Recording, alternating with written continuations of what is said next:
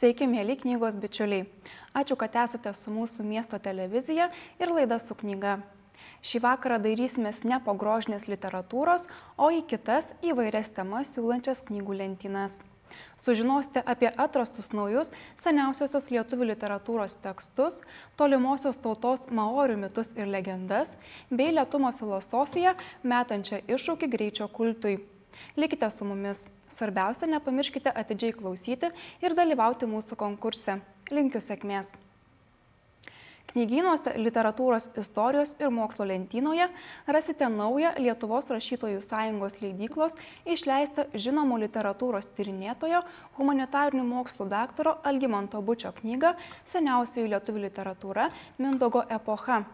Ši poliparadigminė viduramžių kultūrinių konfliktų studija atskleidžia visiškai naują lietuvių literatūros istorijos skyrių – 13 amžiaus sakralinius tekstus.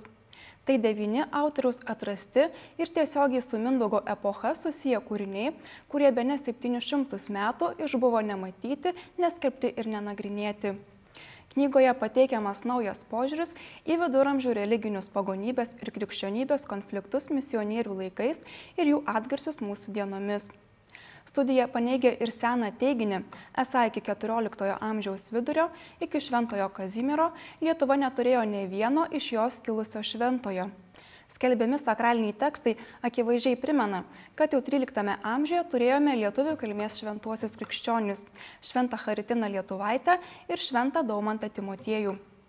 Netikėtų faktų ir koncepcijų prisodrinta knyga, parašyta vengiant akademinio stiliaus, tad skaityti lengva ir įdomu visiems, besidomintiems senovės lietuvių kultūra. Skaitytojams, kurie domisi ne tik lietuvių, bet ir kitų tautų kultūra, pristatau leidyklos Mintis išleistą knygą Maorių mitai ir legendos. Tai vienas pirmųjų leidinių, supažindinančių Lietuvos skaitytojus su menkai arba iš viso nepažįstama maorių mitologija bei folkloru. Maoriai tai Naujosios Zelandijos tauta, kurios protėviai iš rytų Polinezijos į salą atsikėlė 10 amžiuje ir asimiliavo vietos gyventojus. Maoriai sukūrė daug muzikos, dailės kūrinių ir mitų. Įdomu tai, kad ši tauta neturėjo savo rašto, todėl krašto ir genčių istorijos svarbiausi įvykiai buvo perduodami dainomis iš kartos į kartą.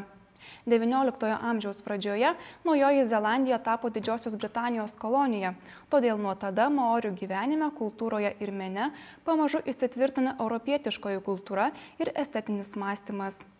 Rinktinėje maorių mitai ir legendos sudėtos populiariausios legendos, skaidrinusios senųjų laikų maorių gyvenimą. Jos susijusios su pasaulio atsiradimo ir žmogaus kilmės samprata. Maorių mitologija bei folkloras pristatomi autentiškai sakytinės tradicijos tekstais, užrašytais 20-ojo amžiaus pirmojoje pusėje paties knygos autoriaus, profesionalaus maorių papročių, mitologijos, meno ir amatų tyrinėtojo Aleksanderio Rydo. Knygą iš anglų kalbos vertė Valda ir Bytė Kožiniauskienė. Leidykla Vaga išleido metafizinių mokslų daktarės ir populiarios amerikiečių lektorės Shirley Blackwell Lawrence knygą Slaptasis numerologijos mokslas, slapta skaičių ir raidžių reikšmė. Įvairių įsitikinimų skaitytojai, nuo patyrusių numerologų iki susidomėjusių ieškotojų, kurie tiesiog nori daugiau sužinoti apie šį mistinį meną, knygoje ras aišku ir suprantamą paaiškinimą ne tik apie tai, kaip veikia numerologija, bet ir kodėl ji veikia. Knygos autorė supažindina su numerologijos mokslo istoriniu pagrindu ir koncepcija, bei susiję svarbiausią informaciją iš kabalos, esėjų, fizikos, muzikos, žydų krikščionių raštų, Pitagoro mokslinės minties, rytų meistrų mokymų, vakarų metafizikos, senovės istorijos ir šiuolaikinių mokslinių tyrimų. O svarbiausia, knygoje pateikiamas išsamus skaičių ir raidžių paaiškinimas, pradedant jų kilme ir tiriant jų reikšmes varduose ir kalboje. Pasak autorės, slaptos mūsų kasdienių žodžių ir vardų reikšmės leidžia analizuoti skirtingus žmonių charakterius. Tai yra labai tikslus įrankis, padėsintis mums suprasti savo vaikus ar artimuosius ir darbui pasirinkti tinkamus žmones. Knygą iš anglų kalbos vertė Rita Bakanienė.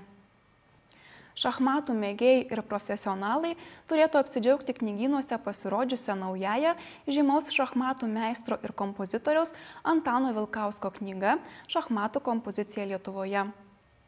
Šachmatų kompozicija – tai palyginti jauna šio sporto šaka, Lietuvoje gimusi su šalies valstybingumu XIX amžiaus pirmajame ketvirtyje. Jos tikslas – estetinis žaidimo pažinimas. Kadaise šachmatai buvo laikomi vien intelektiniu žaidimu, tačiau pasiekus žaidimo tobulumo aukštumas, sukūrus puikių partijų pavyzdžių, pasiekus kūrybinę kompozicijos brandą, apie šachmatus imta kalbėti kaip apie meną.